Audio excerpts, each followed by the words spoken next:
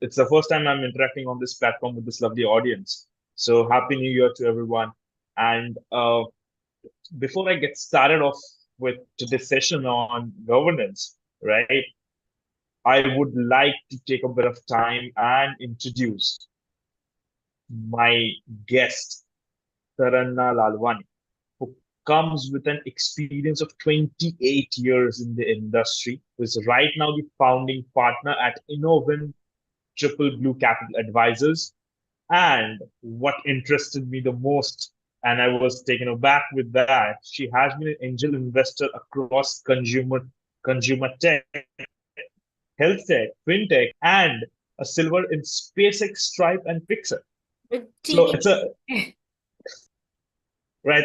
Uh, so having said that, welcome to the session, and I'm Sanket, founder and CEO at Zeron.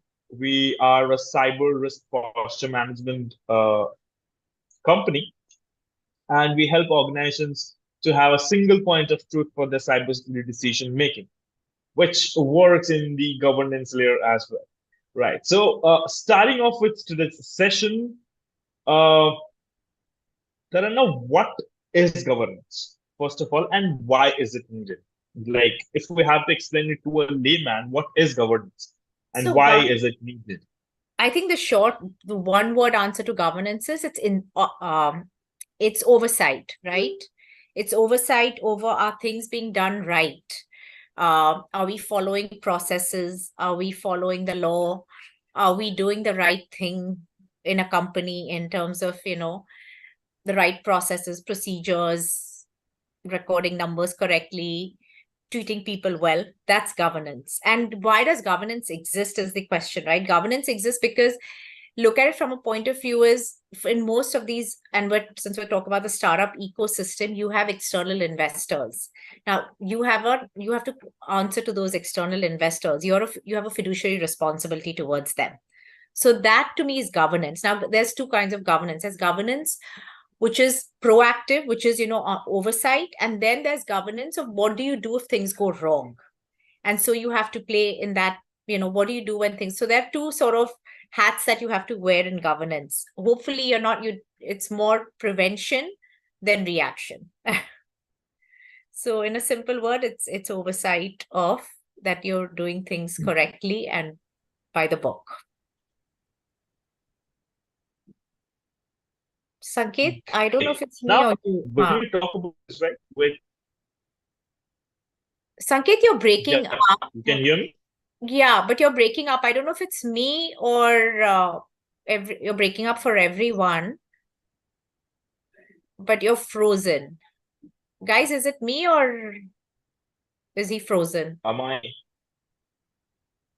Can someone speak up? am I See, audible? Am I visible? okay, so maybe it's mine. Yeah, Sanket, you're visible. You're definitely visible. Maybe switch off your video. I mean, I'll switch off mine. Maybe that will help. Yeah. Okay. So when we talk about governance, right? Mm. Uh, Whenever we hear this term, it looks like it's something really tough, right? It's something which is really demanding. Mhm. And looking from a startup point, it's always a fight between innovation because someone on the other in the industry already has a lot of money, right? And in spite of innovating, they might go in another way while collaborating with other partners, right? So that becomes easy for them, which is not always the case in terms of startups. So how can startups strike a balance between fostering the innovation and adhering to the corporate governance regulations? So honestly, I think there's a little bit, yeah, governance sometimes can be expensive, right? As you grow and maybe you have to get a big four for governance, and that may be, a little hard or whatever. But generally, I think when you're an early stage company or just a startup starting out, obviously you can't adhere to all processes. But the key is, are you starting off on the right foot in terms of, okay, initially when you're starting, are you reporting numbers correctly? Are you keeping, related party, are you being clear or transparent about transparency doesn't cost you money, Sanket. being clear with your board and saying, okay, I'm doing this related party transaction or not, what are the associations? Those things don't cost money. You can do those things. It's about, initially, governance in a startup will be about transparency, bringing in some basic processes in place. Okay, big checks are written, are investors aware of it? If related party transactions, are they aware of it? Hires within the organization, doing just basic, from an investor perspective, just doing ref checks on the people, on the founders, on the CXO team that is being hired, backing the right folks. That's also a bit of governance and due diligence, right? I mean, due diligence is part of governance. Absolutely. And we have been like pretty much following the basic sanities, right? Which has made, at least as of right now, we haven't had any hurdles on that part. So now we have seen a lot of cases in the recent years with the larger size Mm-hmm. of startups because they come in the news, right? But Yeah. and where we have seen kind of unethical governance perspectives, right? So how can startups establish a strong ethical foundation in their corporate governance practices? So I think it starts off on ground zero, where I think as capital providers, we start off, or as an ecosystem, forget capital providers, as an ecosystem, we point out people's flaws, right? I mean, when someone has been, I mean, like you said, there were a lot of cases in the media in the last 2 years on governance. Some of this we were aware of, right? We were aware that someone was a toxic boss or toxic in his culture. Another one had a track record of not being such an interesting human being as well. There are records of people being womanizers, all that, but we sort of shove it under because we go with the alpha male, or their type A personality. They're the ones who can go out and build this. So I think that's the first sort of mind shift change we have to make as an ecosystem, that okay, we recognize integrity and morals in a human being just as much as we recognize their capability and ability to sort of be part of the startup and being a founder of quality.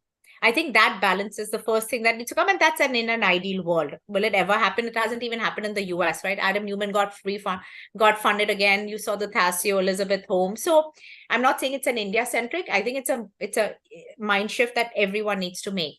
Two, then once you've done your ref checks on the founder, you've looking at the business model closely. Is it sustainable? Figuring out what are the things, and then putting, is the right entity set up. Those are basic hygiene that you start off with. And then once the startup and the capital providers have come in as board members or as guidance investors, or even counterparties, you start recognizing and believing that, okay, I mean, not believing, but more recognizing that, okay, how do we put structures in place? If we're buying from suppliers, do we have their sort of records on GST done, the GST numbers, simple things, right? Are we processing them correctly? Bank accounts, oversight over bank accounts, oversight over large transactions. If key metrics are being monitored, are we getting verification through third parties? So those are sort of where you start off. If you put the processes in place day one, and also on the parallel, also build a culture where you say it's collaborative. There's a whistleblowing culture. Whistleblower coming forth culture. You're building a culture which is more flat. I think those encouraging people to come up and speak, you sort of build that transparency, clarity, accountability. So I think it starts off with sort of getting those, I'd say, pillars in place. And then as you grow as So an organization, and I then, have an interesting question here. sorry, go ahead. Yeah. Yeah, I have an interesting question. In the scenarios that we witnessed with Mm. respect to the lack of corporate governance that hampered the bigger players in the industry, do you think it was just the startups, or it was also lacking on the fund providers side as well? Maybe a little bit on the providers of capital as well. It's not only the startups, right? I mean, and let's take a step back, and I'm going to defend the ecosystem. This is not only about startups. I mean, what were the Vijay Mallya, Nirav Modi, all the big four, all those cases that happened with with Sahara. Those existed as well, right? I think it comes down to the lack of governance comes. What happened in the euphoria of, in at least in the startup ecosystem, there was this euphoria, there was FOMO. FOMO led to people wanting to make quick decisions, be founder friendly, sort of act quickly. Maybe as investors and capital providers, were we a little caught up in the greed and the euphoria? Maybe, in some ways we are idealistic and optimist, so we believe every human being is also good. We like to believe innocent until proven guilty. So I think it's a combination of all that led, investors are obviously partly to blame, right? I mean, we are stakeholders as well. But can you blame us for what happened? No, you can blame us initially. Where you can blame us is once the issue is realized or discovered, then what action we take. There we are more, if there we haven't taken any action, I think that's where you can call us out more on it, or call the capital providers out more on it, versus when initially as a capital provider, I'm not involved in the day-to-day workings of the company, so I won't know if the senior management or founders are toxic. I'm not going to know if what they're doing on a day-to-day basis. I can put some checks and balances, but in case those are sort of missed, it's when the issue is discovered and what we do. Over there, I think as investors, maybe we've been a little lax, and there we can maybe be a little more stringent and take some action. So I think that's where you could maybe blame us a bit. I mean, obviously we're all to blame, it just depends how much, where, and what we do. And sometimes it's also been by confined, right? I was once having a conversation with one of the global fund partners, and he was like, the perception in the US is that we were so tough that when we came to India, we probably went the other extreme in being protective of our founders. Then on the other hand, I've met a couple of global, or not funds, but even I go to Bangalore often, you meet fund managers, they're like, yeah, we've caught something, but they keep it, like good parents, they keep it under wraps. Maybe it's time to sort of call this stuff out in the public, and then you'll know action is being taken. And I think once, as checks and balances, even if as an ecosystem we know that people are being called out on this, you'll automatically maybe also see. So I think between seeing the slowdown and I think the slowdown is in a ways a welcome change, where we're giving more attention to things on business models, frugality, profitability, but also governance and DD. Maybe another step is, okay, calling these things out will make us aware from a social taboo perspective that I shouldn't be doing this. I could be called out on it. So maybe that's another thing to do. Right. So you having worked with so many startups, right? What are the ethical dilemmas unique to startups, and like how they can effectively address? Like what is that you have observed? I don't say there's ethical dilemmas, but there are dilemmas, right? You're a young startup. You do have capital constraints. Sometimes our regulatory or our processes do cost money. So you're trying to cut corners. So it's not coming from a place of actually malintent. It's more about, okay, what do I do that is right? Like, I mean, how do I make this thing work? Sometimes it's coming like you're just young, you're unaware as a startup. And I think that education and awareness is to come, where investors can play a role and guide you, because they've been experienced and they know they could probably guide you. And I think once you, as I said, in the first question itself, that if you sort of put the pillars in place, automatically you will, once you start a culture and an organization in the right way, it will work out. But you have to understand, some of this is also, it's not done with malice. It's done with lack of awareness. It's probably sometimes done with just, okay, let's get started, right? And also when you're young, sometimes some things are not necessarily a must do. It's a nice to have. So you may skip it because of that. But as you grow, putting a little more structure can help, or will help. So yes, so when the investors come in, right, the VCs come in, they have several expectations from startups, right? Now, do this investor expectation impact the corporate governance practice? If so, how? I'm sure they do, but I think not as much, right? If anything, in the better. Because you may be running as you're bootstrapped, you may be running things just with a single lens as a founder. Once you have external capital and investors in, there is a little more sort of checks and balances and accountability that coming in. So I think in most cases, you should be viewing external investors coming in as helping putting more governance in place, right? And rightly so. Initially, it was all your money. You do whatever you want, right? Now you are accountable to someone because there is third party money involved. And let's not forget, even for the investor, he has a fiduciary responsibility to his or her LPs. So you have to balance that as well and understand and recognize that they're not just trying to be difficult for the heck of being difficult, but they have a fiduciary responsibility as well. They're accountable to someone else in turn as well. So, like, what are the key risk factors that startups need to consider in their corporate governance strategies? I don't think there are any risk factors to consider. I think they have to just be aware, and like depending on which sector you are, if there are some regulatory, rules or regulations, you try and sort of at least follow them or adhere to them in a framework. Obviously we all play in the gray, and that's what a startup is, right? You will end up playing in the gray, but as long as you're not breaking the law, I So, think that's the just key a risk. question on there. Just Yeah, a question on there. Supposingly, take for example a generative AI company coming up, right? yeah. Now, the founders would be from tech background, and they won't know what are the different things that needs to be done. All right. So, what would be your suggestion to them, or few of the strategies that they can follow to at least keep a checks and balances on the corporate governance, because they do I not come from a legal background. So Sanket, even I don't know the answer to that. I think that's where they'll have to get a legal DD done and have their investors who understand. So that's why for them, it probably makes sense for them to go to a specialized fund, right? Who understands AI, generative, what are the regulatory frameworks in India or wherever geographically they're based, and are they conforming to them?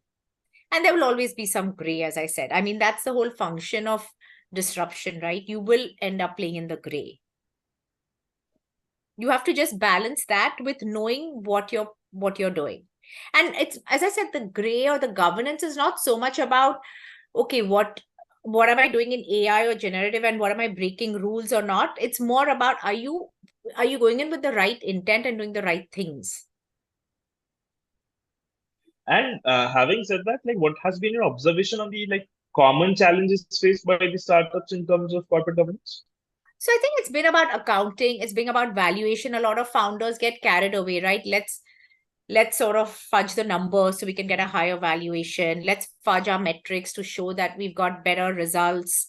I think unfortunately, most of the governance issues we've seen are related to founders or stakeholders getting greedy about, okay, how do I get the next funding and valuation done? And that's been the biggest issue, right? Most of the governance has been about, unfortunately or not, money and Got it. valuation. So I think And that's where you also have to recognize that with founders and as an ecosystem, we should not be running after valuation, but running after, are we creating true value? creating value, yeah. So And right, so like a startup evolves over time, right? And there are different stages of the startup as well. yeah. Now, how does the like as the startup moves, right? How does the corporate governance move? So I think as the startups grow and they mature more, I mean, as you mature, you have more data, right? So initially, a pre-series A or series A company may not even have audited financials because they've not been around for a year, right? Or they're doing simple cash flow math. But as you grow and evolve, you have to get, the right auditors in place, get the right sort of DD done in terms of, okay, how's communication being managed? Do you have, I mean, and your cybersecurity, if you have servers and databases, how are they being maintained? So I think those are sort of the things you need to start looking at as you mature, right? Initially, I mean, how much am I going to pay for cybersecurity to balance, to secure my server? I'm a young nascent startup, I can't afford it. But as you grow, you start having monetization, you're getting more data, which is more precious. Those are sort of where you sort of, as you mature, you have to bring in more sort of, let's say, accountability. it can be in financial, it can be in security, it can be in any, all aspects, right? In terms of account or HR, that's more looking at the, our all employees taken care of the right way. Is there a structure for managing that? So various plays come which don't exist in a small startup or a small team, or and as you grow, you have to sort of look at all those aspects, right? If you have a big employee base, are they being, do they have a voice? Understood. And what are a few of the recommendations that you would have as the best practices for the startups to maintain corporate governance? See, I'm not an expert, but I'd say simple things like as you grow and you're hiring senior management folks, because you're evolving and you need to get more professionals on board. Are you getting the right professionals with the right, have you done ref checks on them? Are they the right relevant folks? Why were they, if they, what was their experience, or reference checks at prior organizations? Were they toxic? Were they abusing the system in any way? Were they diligent in their role? How were they with their team, with the members of the opposite sex? So you have to sort of start looking. It starts off with hiring the right person. One bad apple can ruin things, right? Then you have, as I said, the accountability, financial transparency. How are the numbers? Where are your revenues coming from? You get the right audit firm to be tracking you, be it an internal auditor, an external auditor. On and off, I mean, you sort of manage it, like I said, your security. As the team grows, getting the right sort of HR head to manage sort of the people part of it. So what is a startup? A startup is about its people, it's about its idea, and it's about transparency and building the right monetization, right? So all three have to be looked at. Right. And having said that, have you ever been a part or have you witnessed conflict between the founders and the board due to lack of corporate governance? No, I luckily and touch would never been part of it, but we're venture debt. We're luckily stay out of it. But in the media, we've seen, right? We saw what happened with a Rahul Yadav or an Ashni Grover and a few other cases. So it's there, and a few others as well, right? I mean, the key is how do you sort of, and to the credit, in both cases, the capital providers or the stakeholders did do something about it. So it just shows that even the Indian ecosystem is sort of evolving and starting to take charge. So there is recourse, which is encouraging. Sanket? Got it. Yes. Yeah. And so you have been investing in companies across the globe, right? Mm-hmm. What is that one thing that you have seen? One is kind of similar in all areas, like all geographies. And second is, what is that one thing that you have seen a variation with geographies to geographies with terms of corporate governance? So one sec. I have not been investing in all geographies. Innoven is primarily a domestic fund where we invest in Indian startups. So I'll correct you there. But the one common thing, like I said, is greed, right? I mean, in terms of that type A Uh, personality. just not Innoven, but you as an individual, right? Yeah, but So, very selected. Those are like hardly anything. right. What I'm a nobody on the non-existent on those. But having seen the ecosystem up close and personal, just generally, as I mean, the one thing that is common, or you'll see, is that sort of type A personality, that arrogance that was, you saw it in Uber, you saw it in Travis, you saw it in Adam Newman, you saw it in Elizabeth Holmes. There is that greed factor that sort of, why even FTX, right?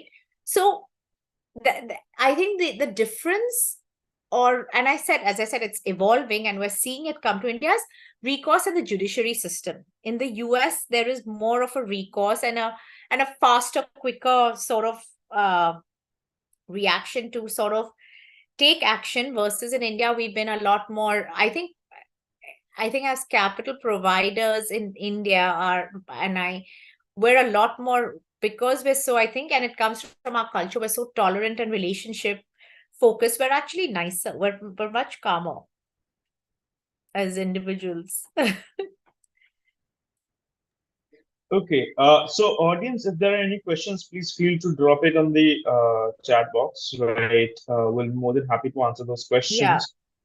And while We we do already have, subject, yeah, I would love to understand from you, given that you do cybersecurity, what do you see on your end in terms of how is governance taking a part on the servers or whatever is that you sort of look at? right. Are a So, lot of so companies? our platform itself falls under governance, right? So Mhm. it's when we talk about cyber risk posture management, it's a part of governance, risk, and compliance. Got it. Now, for organizations, we essentially cater to the financial sector. There are regulatory mandates that they need to abide by, which has got guidelines for cybersecurity, and it helps them map with those, understand what is the cyber risk with respect to their organization, get a context out of it, and have uh, helps them to make those business decisions, right? Got it. So, having said that, it's the most important thing in terms of cybersecurity. The reason being, whatever threats you might prevent, right? But if you do not have a proper governance, you won't have a direction in which direction you have to go, Got it. because you might be saving a lot of threats which might not be affecting you as well. But since the threats, you are trying to prevent it, and like you are investing your time in that. Got So if you have a proper governance, you know which direction you should be moving to, where you should be investing the money, what are the steps that you should be taking for, right? So that's the importance of governance in the field of cybersecurity. And data privacy coming into the place, it's a lot much more, because it's just not the information that they're providing, but it's their personal, what do I say, valuable assets that they're providing to you. So, and trust becomes a huge factor here, right? So for the organizations who are would be handling it, a lot of governance is to be put on that particular site, so that they can continue the business with their customers. Else, on later phase, they would be losing trust and they would be starting to lose customers. It's kind of a it. cascading effect, right? So yeah, Okay. Okay, no, that's helpful. Thank you. Thank you yeah. very much. So we I have some yeah. questions here. Yeah. Why can't I Uh, answer them? Okay. yeah. In the chat, it's there, right? Q&A. So company startups registration process require documents and charges. Sorry? Okay, I'm not sure what this question means, but Binash is asking company startups registration process, Yeah. require documents and charges. Binash, my suggestion to you would be to either take a consultation from a CA or a CS, right? So they would be the best person to help you with Yeah. that. Yeah, exactly. Avinash, I think what you mean is do they and where do you get them? I think that you'll have to ask a CA.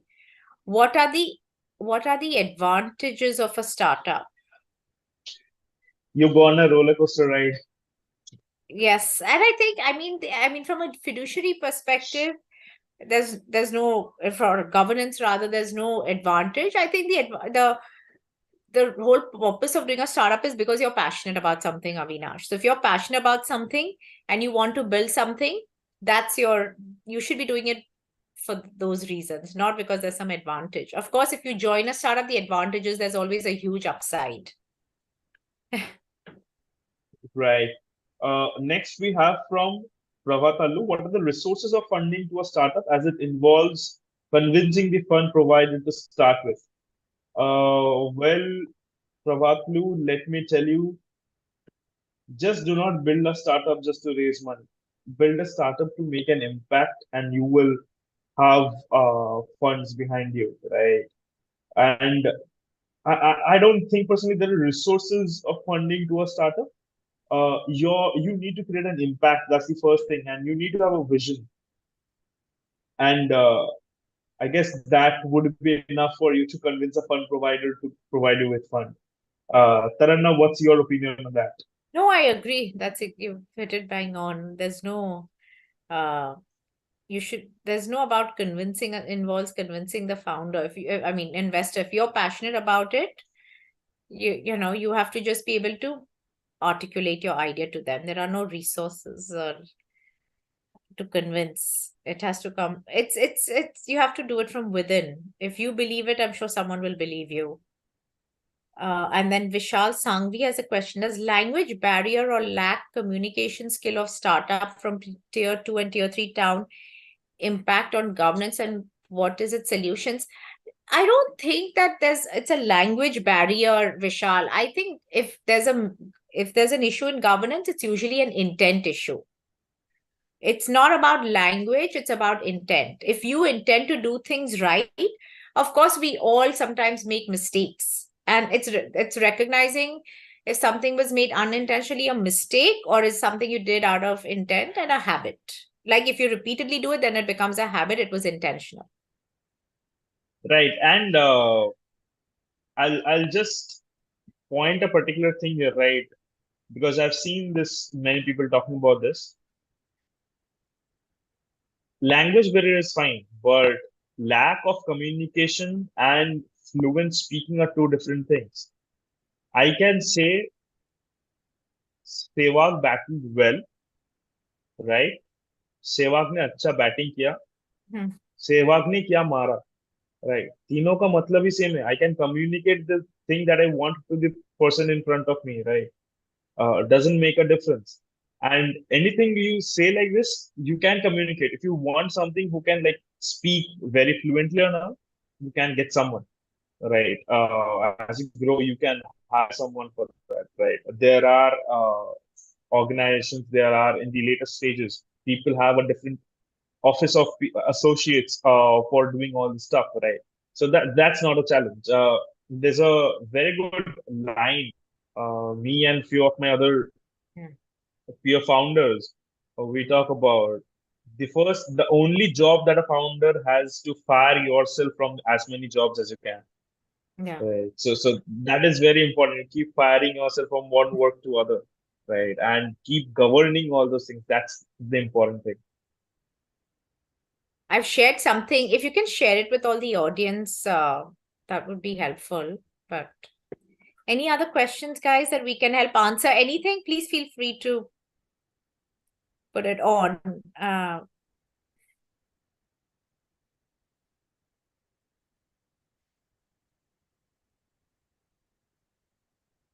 How does the startup ensure compliance with legal and regulatory? Well, I mean that you have to sort of get the right legal team for the startup, Jeet, and say from a regulatory. If you're, certain sectors have more regulation than others, like fintech or health tech or invest tech. And so you have to sort of recognize, understand what those sort of compliance requirements are and try to adhere to them. And I mean, usually it's not so hard as a startup either. I mean, and you can if you get the right professionals, they can guide you on it. Absolutely. And keep a just I would say keep a eye on what's going internally, right? Other things are like kind of things Follow. that are there which can be handled by the professionals, right? But keeping an eye internally is very important. Yeah. Anything Okay, else? I do not. Okay, Avinash has a question. How do I get investors? Oh, I mean, how do you get investors? You make a compelling pitch. That's how you get investors. A compelling idea, you believe in it, you're passionate about it. And Yeah, guys, recognize you should be building something because you want to build it and you believe there's a pain point you're solving. You may be right or wrong, but going it, I mean, it starts with you believing that there's a problem or a pain point or something that you can change and coming up with the idea. Then you, for yourself, forget anyone else, forget investors, figuring out, is there a way to I mean, investors will come in if you can make money out of it, right? So you have to figure out, what is it for them? So, and then figure out, okay, does this make sense? Then understand, is this a lifestyle business where, okay, I should maybe get money from friends and family? It will be a good business, but it's not something that's going to become $1 billion business. It could be you could be making a good, you could have a good 20 crore turnover business and make 5 crores in profit, and that's a good enough business for an individual. Investors want to see something that could become huge. If that's your belief and you know how you can build it, then go for it. And then you will get the, hopefully Absolutely. you'll be able to get the Exactly. funding if the investors believe you're the right guy for this particular idea.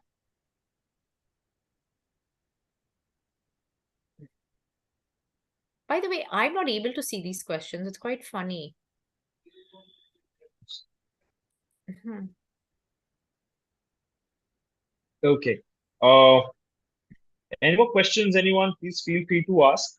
Right. Else, we'll wrap it up in the next 4 minutes, I guess. Sure. There's one new message, but I don't know what that is. Oh.